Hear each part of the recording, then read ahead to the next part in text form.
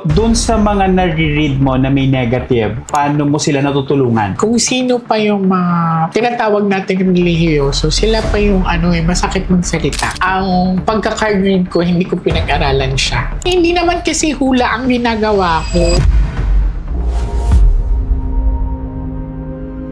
Hi Jay, good afternoon. Hi, good afternoon. Thank you for inviting me. Ayan. You're always welcome. Kumbaga. So welcome to our Rich Kid Mindset. No, so thank you actually for gracing our place or our show. No, so basically it's a different interview for you. It's not the typical interview. No, kasi maraming hindi nakakakilala sa'yo behind your cards and behind your popularity. Oh, thank you. Okay, are you ready? I'm ready. Medyo natitense. Medyo kinakabahan ako kasi, well, sa narinig ko, parang may twist ito. So, titingnan natin. Okay, sige. Para at least makilala ka nila, no? Can you just describe us paano ka nagsimula? Sino ba si Jay Costura? And how you able to embrace yung gift na meron ka ngayon? Okay. Simula pa lang bata ako, no, naramdaman ko or pinaramdam talaga ng mga family member ko na may kakaiba sa akin, especially mga kalaro ko. I think I was 7, 8 years old na pag naglalaro kami, umiiwas sila kasi may mga nakikita akong bagay na hindi nila nakikita. Okay, So, na nabe-verbalize mo. Oo, sabi ko, uy, may sasali sa atin. Pagtitingin nila, wala naman. Okay. So, doon na nag-start silang matakot sa akin. Tapos, yung nanay ko, minsan hindi na ako pinapalabas ng bahay. Kasi nga, di ba, that was the first time na para dinajudge ako ng mga ibang bata na Okay. baliw yan, ganyan, Okay. ganyan. So, yun nag-start na medyo naghigpit yung mother ko. A long run, wala kasi nag-educate sa akin na you are gifted, na open and third eye mo. Unti-unti ko siyang naramdaman. Ito pala to. Ganito pala siya na may nakikita akong bagay na hindi lang nakikita. Kasi nung nag-elementary ako hanggang high school, actually, few lang po ang friends ko talaga, bilang lang sa daliri ko. Kasi minsan nakikita ako ng iba na nagsasalita na wala naman tao. Pero alam ko sa sarili ko, Na may kausap ka? ako. Okay. Yes. Tapos, Okay. sinasabihan ko yung classmate ko, nakausap ko yung kuya mo kanina. So, nagugulat. Hala, paano mo nakausap yung kuya ko? Yung kuya ko matagal nang passed away. Oh, So, okay. paunti-unti siya na sabi ko, parang may kakaiba sa akin. So, unti-unti siya na nagbubukas lalo. Pero naranasan ko talaga paano kaiwasan ng mga tao sa paligid mo. So, umiiwas ka na kasi nga iba yung parang Iba yung treatment nila sa yung treatment akin. nila Iba. sa'yo, no? Alam mo yung dadaan ka tapos pagbubulungan ka. Parang sa mga teleserye lang yung eksena. Pero inaano ko lang talaga sa sarili ko na I'm normal. So may discriminations na. Exactly. Okay, kung yun yung experience mo, paano mo siya na-embrace na eto na ako, kakaiba talaga ako kasi may special gift ako? Oo. Well, na-embrace ko siya nung may tinulungan ako. Actually, aksidente lang yung pagtulong ko sa kanya, no? Kasi ang pagka-card read ko, hindi ko pinag-aralan siya. Okay. So, dati, aura reading lang ako. Pag once I touched a person, may nakikita akong pangyayari sa buhay nila. So, after nun, nakita ko yung mga friends ko naglalaro sila ng cards. Tapos, Okay. tinanong ko, sabi ko, guys, pinagpustahan niyo ba yung baraha? Sabi nila, hindi. I feel the energy na sa mind ko na parang tinatawag ako ng cards. Na pick me. So, sabi ko sa mga friends ko, sabi ko, papahiram nga ako. And then, meron akong binasahan doon. First time. Kalaro mo to ha? No. Naglalaro. Ano na siya? Classmate. O classmate mo, pero naglalaro na naglalaro sila ng cards. No? Yes, naglalaro sila ng cards. Pusoy ba tawag doon? Or hindi kasi ako marunong magsugal ng baraha. Okay. So, tinanong ko kung pinagpustahan nila. Hindi naman daw. So, I grabbed the cards. And then, pumili lang ako sa kanya. Sabi ko, umupo ka nga. And then, pagkaupo niya, sabi ko, pick the cards. Tapos, wala din nagturo sa akin na ganito ang mga numberings. Wala. It's just pop up lang talaga. Ang naramdaman ko lang talaga noon is like mainit yung katawan ko. And then nagugulat ako kasi every time that I lay the cards, may nakikita akong mga eksena. That was the first time na nagulat ako sa nakita ko. Sa pangyayari sa buhay Which is? niya. Sabi ko, buhay ang tatay mo. Sabi niya, hala, paano buhay ang tatay ko? And pinanganak ako, ang sabi ng mama ko, patay na yung tatay ko. Okay, so hindi alam ng bata. Hindi, ng classmate hindi mo. niya alam. Tapos sabi ko sa kanya na magkikita kayo ng tatay niya. Sabi niya, imposible yan, Jay, kasi pinanganak ako, wala na talaga tatay ko. Nagkagulatan na lang kami, namatay yung mother niya, kasi sabi ko, may kukontak sa'yo, kapatid mo, pero sa labas, lalaki. Nung namatay yung mother niya, may kumontak direct sa kanya. Yes, nagkita sila So, ng dun sila tatay nagkita. niya. After 23 years sa buhay niya. Tapos, yes, naki-MJS siya. In-interview din siya doon. Sabi niya, Jay, kung hindi kita nakilala, habang buhay akong maniniwalang patay yung tatay ko. Okay, so Sabi niya, yun yung una. Oo, yun yung una na, Okay. medyo na-puzzle up ako. Sabi ko, paano ko nagawa yun? Paano ko nakita ang buhay ng tatay niya? Napapatanong ako. Okay. Yun. Tapos, sunod-sunod na siya na yung mga friends ko, uy, so kami nga. Kasi nakita nila. Yes, nakita So natin, ngayon, di ba? parang gusto na rin Yes, magpa-read. magpa-read na rin. So, kung yun nga yung naging sitwasyon, yung mom mo, di ba sabi, hindi ka na pinapalabas, tinatago ka na. Tama? Kasi nga, nabubuli ka na. Oo, nabubuli Parang na ganon. ako. So, but they know already na may gift ka din. Opo, kasi yung Okay. mother ko, actually naman ako sa mother ko yung nakakakita ka. Nakakabasa ka. Kasi yung father ko din, he has the ability na nakakakita ng mga spirits. Ang mother ko, she know how to read a person. Titignan ka lang niya straight sa mama. Based on ano lang. Yes, ah, aura lang. Aura Yeah, ang tawag aura pala reading. doon. So, Okay. ngayon, sabi ng mama ko, huwag ka mag-read ng mga cards kasi huhusgahan ka. Oh yeah, possible. Huhusgahan ka, Oo. pagtatawanan ka, sabihin na demonyo sa demonyo yung ginagawa mo. Before, hindi ko pa maintindihan eh. Talagang nilalaban ko, hindi, mag-read ako sa mga friends ko. Sabi ko sa isip ko. May urge to really execute it, to Yes, practice it. to practice. Kahit na medyo ayaw mo or Ayaw ng nanay ko. o ayaw ng pamilya mo, no? So, so ibig sabihin, from bata ka pa lang, may idea ka na or alam mo na sarili mo. Pero, nag-continue ba yan hanggang high school, college? Kasi Yeah. I think nag-work ka pa ng regular na work. Opo, Diba? nag-work ako, nag-crew ako sa isang fast food chain. Yan. So, binabasa ko yung mga crewmates ko. Swerte naman nila. Kasi dati kami lang talaga. Okay, Mga okay. kaibigan ko, saan-saan lang kami tumatambay. Tinatanong niyo, huy, may dala ka bang baraha? Sabi ko, meron. Halit ka magbasahan tayo. Tapos nagugulat na lang ako, Jay, yung sinabi mo nangyari. Sabi ko, paano nangyari? Sige, ito ganyan, wala na. Mas nalulungkot ako pag nakikita ko mga negative effects. Negative na. Sobra. Mas natutuwa ako pag lumalapit sila na Jay, yung nakabili na siya ng ganito ganyan. So, positive yung Yes, mas Ibig masarap sabihin, sa akin. positive yung nagiging impact nung pag-read mo sa kanila. Oo. So, dun sa mga nare-read mo na may negative, paano mo sila natutulungan? Well, unang-una nabibigyan ko sila ng warning. Especially Tama. pag may lumalabas na bad luck card. Okay. No, especially mga aksidente, minsan talaga hindi natin naiiwasan yun. Pero, pag nakikinig sila sa pinapakita ng baraha, naiiwasan yun.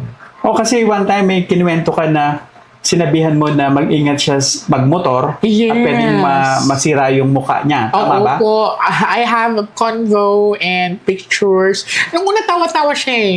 Sabi niya, imposible yan. Ang tagal ko na nag-drive eh. Ganyan. Sabi ko, babalik ka sa akin within 1 week to 2 weeks. Nakita ko na ma-aksidente ka. Okay. So, bumalik siya, nakabenda. Parang nalungkot ako. Kasi sabi nga niya sa akin, Jay, sorry kasi minaliit kita. Yung parang, hindi kita pinakinggan. Sinabi ko lang na, sir, hindi ko naman din pinipilit ang sarili ko sa inyo.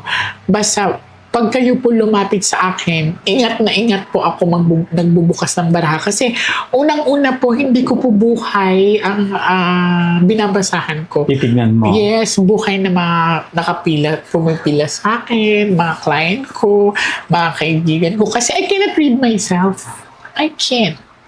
Kaya maingat ako. Kaya mapapansin nyo sa mga videos ko, I have rosary and I have a Bible. Kasi sa kanya ako humuhugot ng lakas. Kasi konting pagkakamali ko lang sa pagbabasa ng baraha, maaring masira ko ang buhay nito. That's nice to hear, Jay. No? So, yun na nga, sabi nga nila, it's either you help them to change their lives or you give them through, change their lives through warnings, Yes. warning signs, no? So, okay naman yon.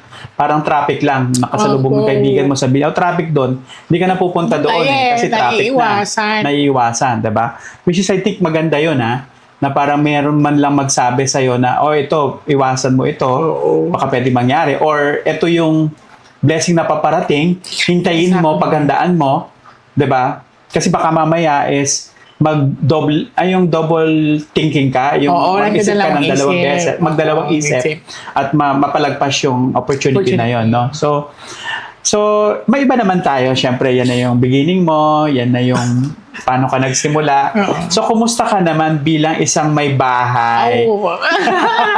at isang merong dalawang babies, tama? Yes. Oo. Madami kasing hindi nakakaalam talaga kung sino ako, no? So, ako ay napakasimpleng tao lang. Yan. Masaya ako sa ginagawa ko. Usually, nakakatulog ako ng 3 to 4 hours a day. So, alam naman ng mga nakapila sa akin dyan. Tapos, after ko mag-reading kasi, sa mga hindi nakakaalam, naging nanay pa ako kasi nilalaro ko pa yung mga kids ko. Yan. I have 2 kids, isang babae, isang lalaki. Yan. Sobrang binago nila yung buhay ko. Hiniling ko sila sa Diyos. Sobrang nag-wish ako sa kanila. Nagpapasalamat ako sa partner ko kay Bonnie kasi masyado siyang maunawain. Dumating kasi ako sa point na sawa na ako makipag-live-in. You have different relationship. Yes, I have tapos different You relationship. settle with Bonnie. Yan, nag-ano na talaga ako na. Iba yung pakiramdam na may sarili kang pamilya. Na-read mo din ba si Bonnie bago kayo naging Oo, kayo? na-read ko siya. Nakita mo ba rin na magiging kayo? Hindi. Hindi, kasi Kasi di mo ma-read na sarili mo, di ba? Oo, marin. Pero komplikado kasi paano kami nag-start yan. So, komplikado. Yan. Pero talagang pinagtagpo kami ng tadhana. Wow. Kasi naging boyfriend ko siya before for 1 month lang. 1 month lang. Tapos naghiwalay kami ng ilang taon. Hindi kami nagkita. We had a different mga partners na.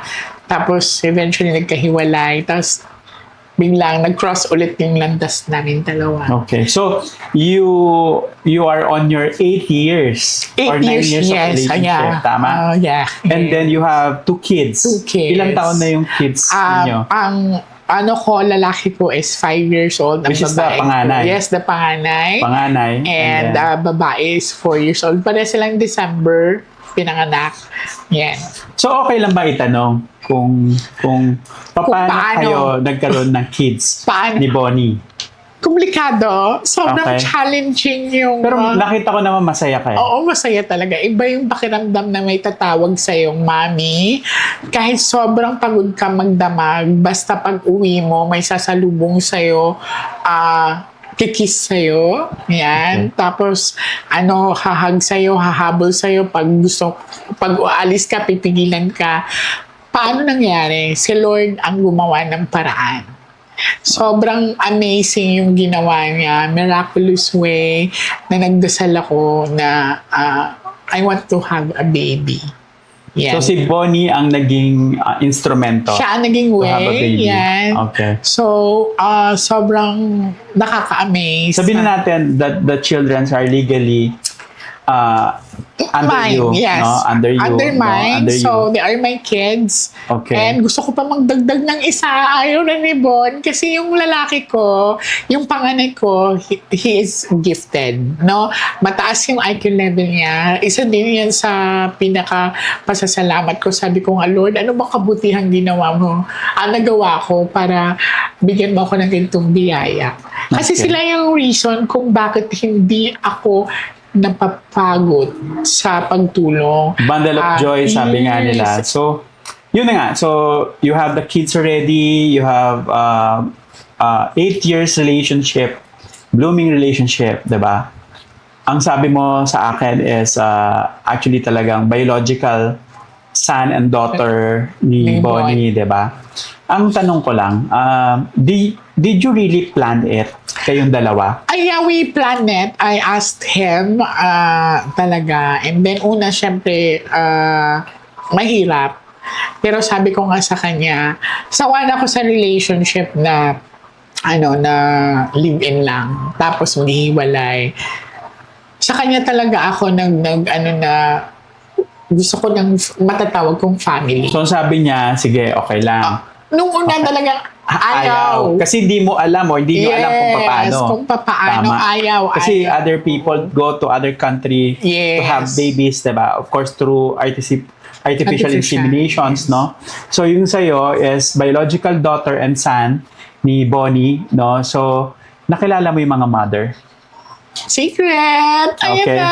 Secret na. Secret na. So, secret yon. Oo. Ang tanong ko, alam mo ba na si Bonnie is kung pupunta dun sa mga mother before? Nagpapaalam siya.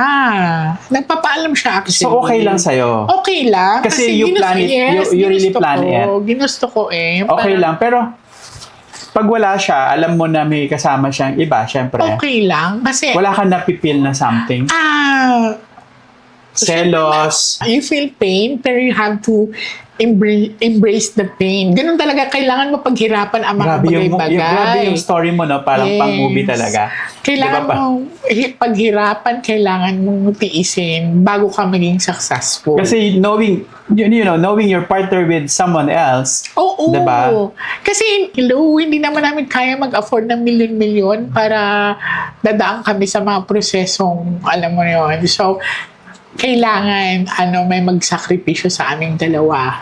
okay, So, in that sense, you allow it to happen. Kasi And you ginusto accepted ko. the setup. Oo. And now you have 2 children. Yes, gusto ko pa ng 3. Ay, 2. Dalawa pa. So you want 4. 4, no? So, as a mother ngayon, of course, you have growing children, ano yung challenge mo doing your professions, diba? And as a reader, a card Oo. reader, tama ba ang pwede ko? Yes, reader. Kasi No? hindi naman kasi hula ang ginagawa ko. Okay.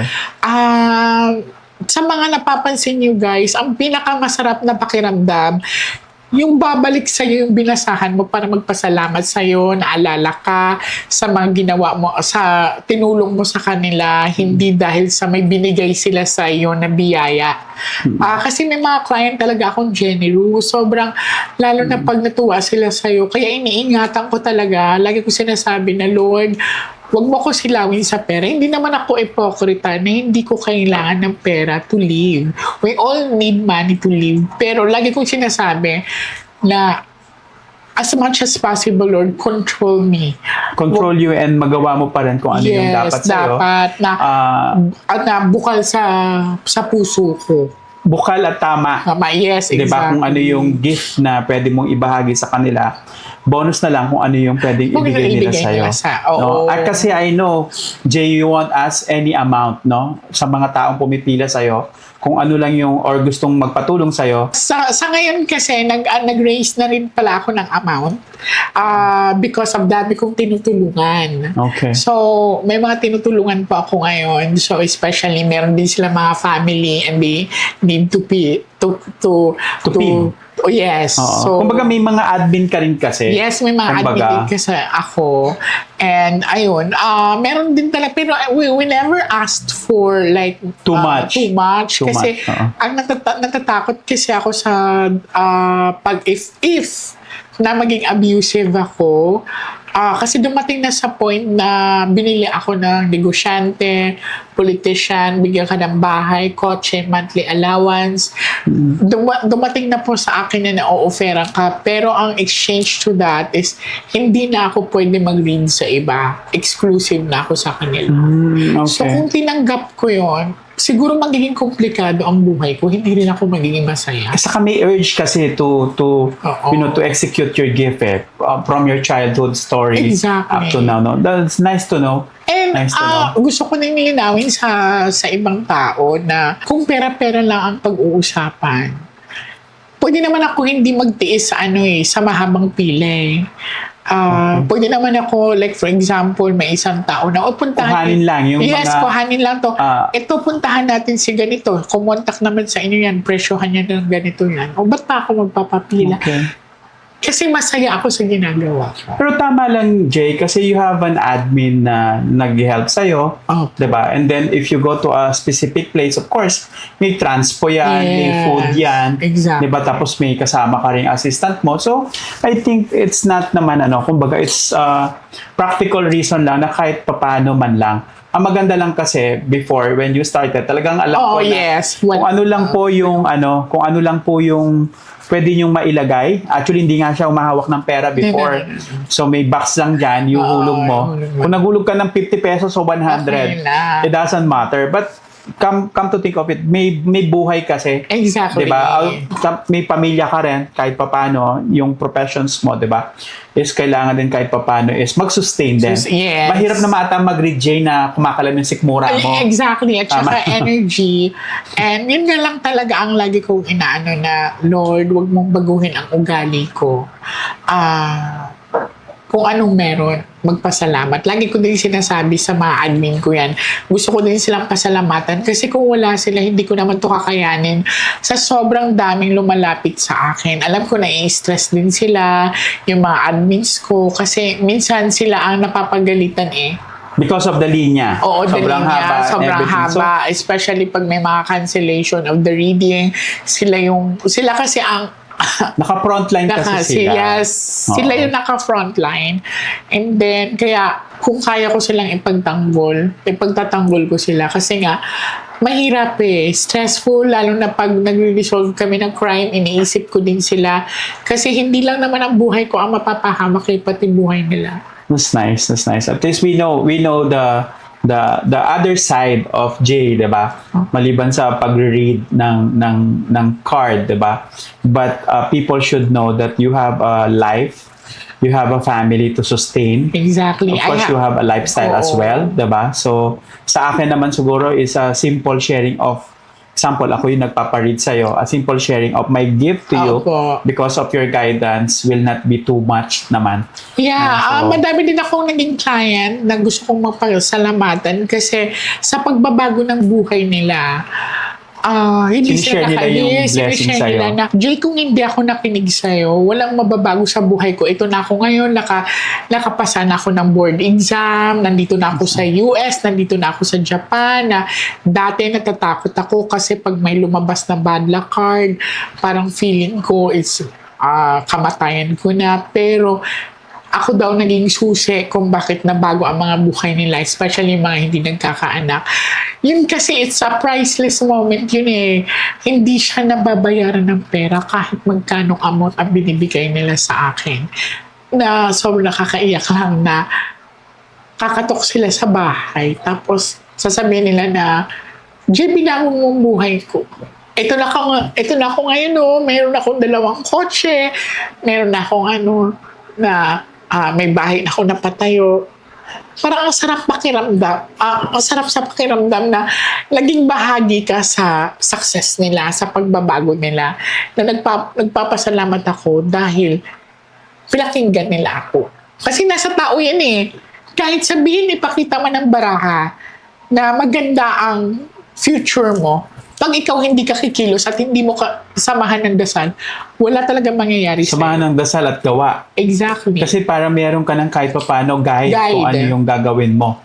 'Di ba? More or less is yung iba doon, yun na yung trabaho mo na. Exactly. 'Di ba? Sabi nga, nasa Diyos ang awa, nasa tao ang gawa. So, kailangan mong gumawa.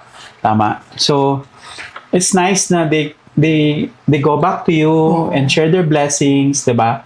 Being grateful for your guidance and help, no? So, sige Jay, pero of course, marami nagmamahal sa'yo, alam natin yan. But definitely, marami rin ang nang babash sa'yo. Madami ding ayaw, ha? So, Well, hindi ko naman sila mapipilit. Especially kung sino pa yung mga tinatawag natin relihiyoso, sila pa yung masakit magsalita.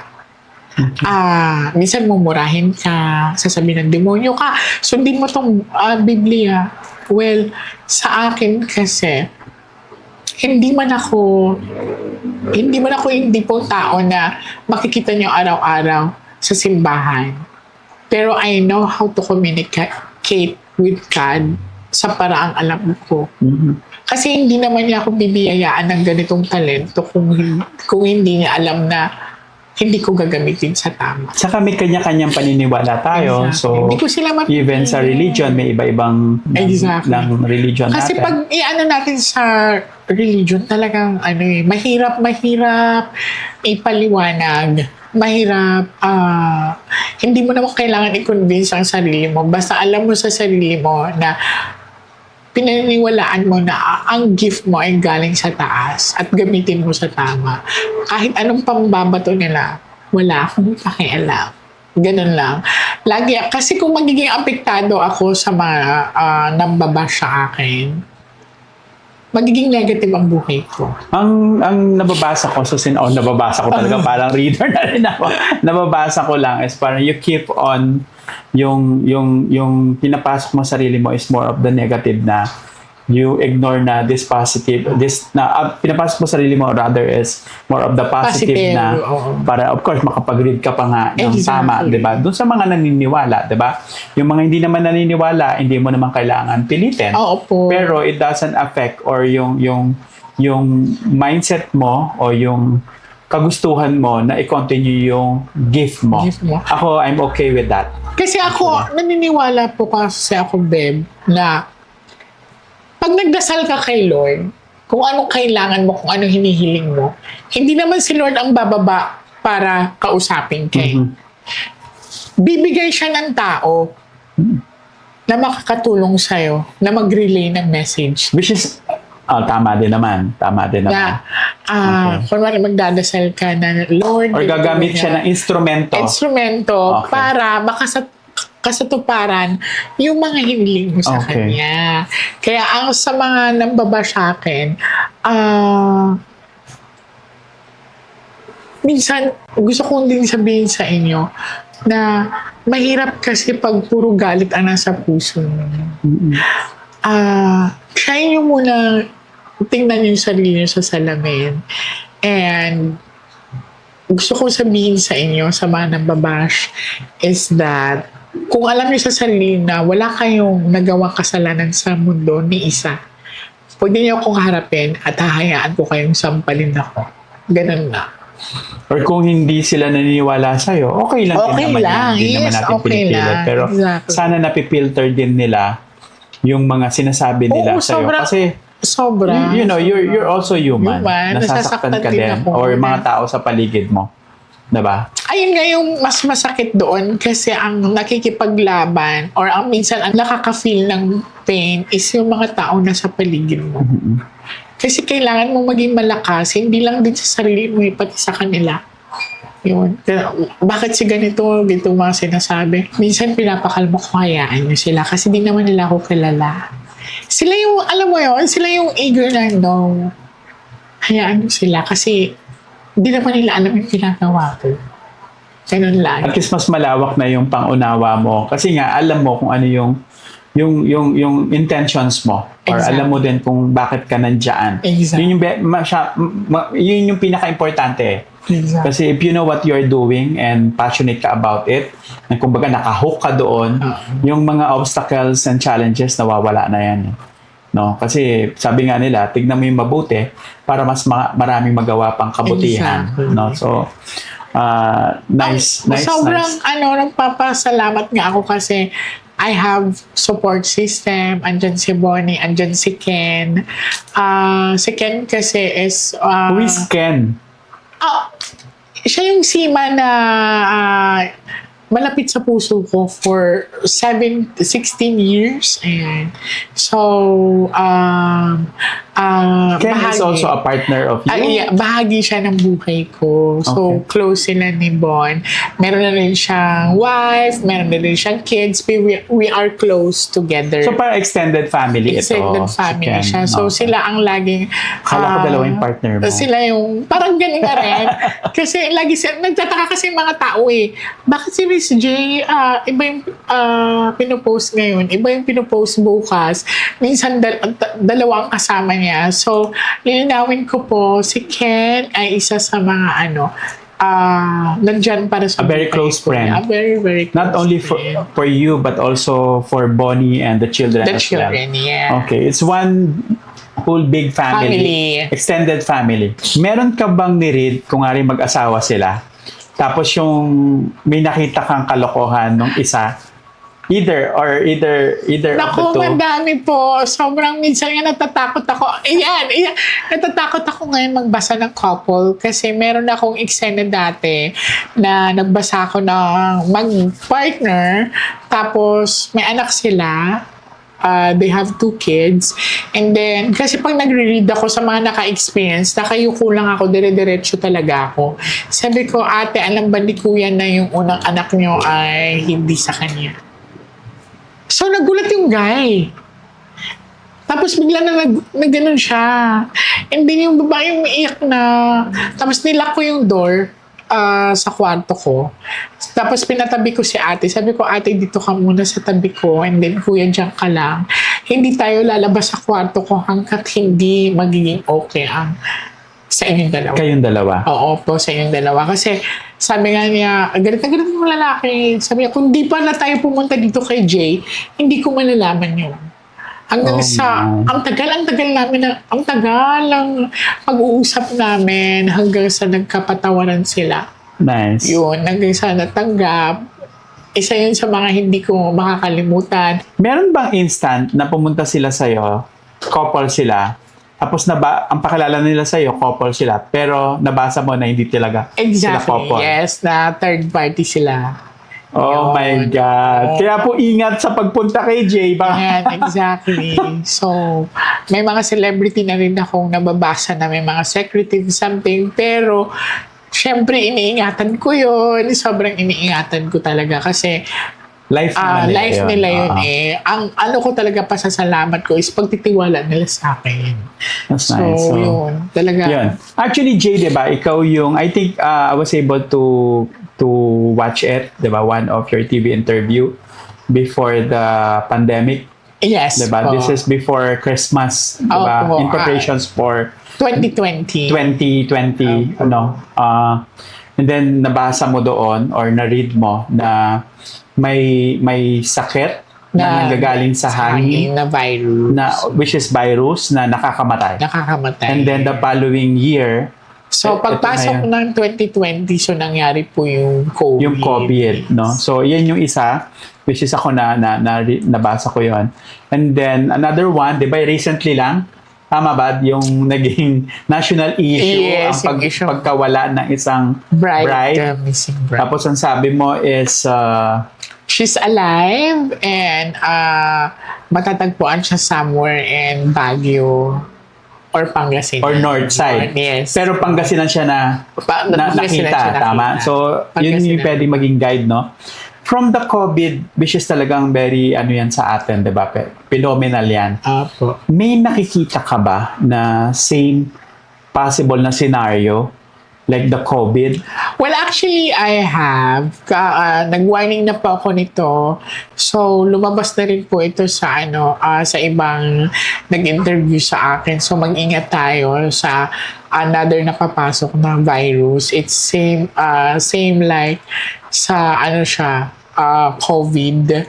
Pero ito ay mas matapang, mas maano siya. Pero nagpe-pray ako na wag sana umabot dito sa Pilipinas. Or mapigilan talaga. Opo, mapigilan. no? Kasi ang nilabas ko na tong prediction ko last year pa. Yung para maapektuhan talaga yung brain ng tao. So, brain ang tina-target Oo, nito. brain ang target niya, pati yung lungs din. Para mawawala sa sarili kasi siya eh.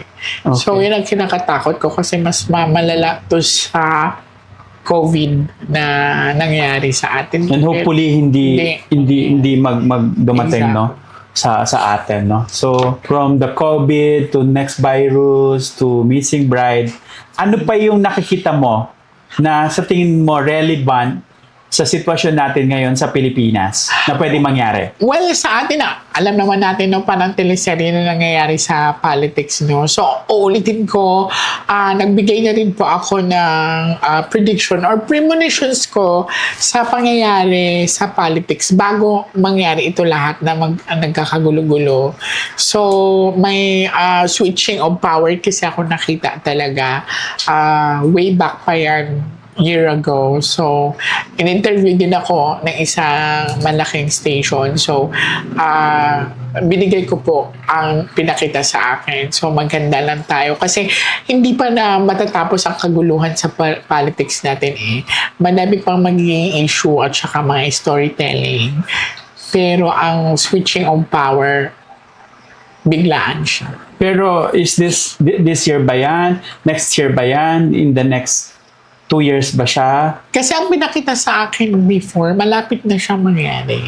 Okay. Sobrang lapit. Wala siyang specific month, pero ang taas ng chances na baka mangyari nga ngayong taon. Okay, switching of power for 2026. 2026. Of course, this is not election kasi Yes, this is- 2028 pa ang Exactly. elections, no? Sige, last Jay siguro na tanong ko sa'yo. If meron kang fairy godmother ngayon na sa harapan mo, ano yung gusto mong i-wish sa kanya? Gusto kong i-wish sa kanya na maging normal ang buhay ko. Kasi nagre-resolve ako ng mga problema na mga pumipila sa akin. Hindi na nakikita na minsan walang nagtatanong sa akin na, are you okay? Gusto ko makaramdam ng paano matulog ng kumpleto. Gusto kong maging normal lang na hindi ka nakakakita ng mga karumaldumal na pangyayari. Gusto kong matulog na mahimbing na walang gigising sa'yo na humihingi ng tulong for justice. Yun. Just for a day? Or Kahit isang araw lang. Kasi ako, wala na akong hihilingin sa sarili ko eh. Para sa mga anak ko na lang at saka sa partner ko, sa family na meron ako. actually, yun yung susunod kong tanong eh. Ano naman yung wish mo para sa mga anak mo at kay Bonnie na gusto mo na maging... Sa akin, sa mga anak ko, lumaki kayong may takot sa Diyos. I-guide ko kayo kung anong gusto nyo ilaban nyo. Basta alam nyo sa sarili nyo na tama ang ginagawa nyo. Sa partner ko, sana mananatili kang andyan kahit tumanda na tayo, kahit sabihin natin, may time na nagkakasawaan tayo. Part din naman ng relasyon yan. Pero hindi kita ikukulong sa buhay ko. Kung darating man na may magustuhan kayong iba, let me know. Kasi ako yung tipong taong ayoko ikulong ka sa buhay ko. Grabe. So sige, another one is, ano yung wish mo na lang sa mga tao na nang babash sa'yo or minamaliit ka? Ang wish ko sa kanila ay peace of mind. Peace of mind, parang good vibes lang. Kasi masarap gumising ng wala kang pinapansing tao na kamalian. Parang nagmagaan na. Or wala kang natatapakan na tao? Natatapang tao. Yeah. Or walang naiinis sa'yo? Parang ganoon, no? Sige, sa dami-dami ng interview mo, ano yung isang questions na hindi pa natanong sa'yo na sana natanong nila? Parang ay hirap sagutin kung titigil ba ako sa pag-reading ko. Yun ang hindi pa natanong sa akin. Walang isasagot ko, siguro hindi. Hanggang kaya ko pang magbasa hanggang sa andito pa yung talento ko, gagawin ko. Kung bibigyan ka ng kapangyarihan ngayon, ano yung babaguhin mo sa Pilipinas? Kung may kapangyarihan man ako ngayon na baguhin ang pangyayari sa Pilipinas, siguro ang politics. Kasi diyan nagsisimula Diyan nagsisimula ang kaguluhan. Yun ang hinihiling ko or yun ang gagawin kong pagbabago. Okay. Di ka naman tatakbo. Hindi naman. Pero, syempre, magsisimula talaga ang success ng isang bansa pag maganda ang liderato. Pag walang korupsyon. So, kung meron man akong kapangyarihan, yun ang una kong babaguhin. Kasi tuloy-tuloy yun sa henerasyon, sa susunod na generation, magiging maganda ang future nila. Kung may mga lalapit sa'yo ng mga bata o teenager or sino man na alam nila, nakakaramdam sila, na may gifts sila katulad mo, ano ang pwede mong sabihin sa kanila at ano ang pwede mong i-advise sa kanila? Sa mga makakapanood dito ngayon, alam ko naman sa sarili ko na hindi lang ako ang binayayaan ng ganito ni Lord. Madami dyan sa paligid na natatakot lang. Lagi niyong iisipin, hindi kayo bibigyan ng kakayahan kung hindi niyo kaya. Lagi kayong magdasal, mag-ask ng guidance sa Kanya. Kailangan buo ang loob niyo sa kung anong meron kayo para magampanan niyo at makatulong kayo sa iba. Are you willing to mentor them? Opo. Opo, kasi hindi siya kailangan ipagdamot. Kasi hindi habang buhay ay meron ako abilidad na ganito. Baka pagising ko wala na siya. So at least kung may tuturuan man ako, alam ko sa sarili ko na may papatuloy ko kung ano ang nagawa ko. Okay. So, Jay, thank you so much. Thank you so much. Again, Sobra. no, grabe. Thank you. Now we know you na. Salamat. Di ba? Okay.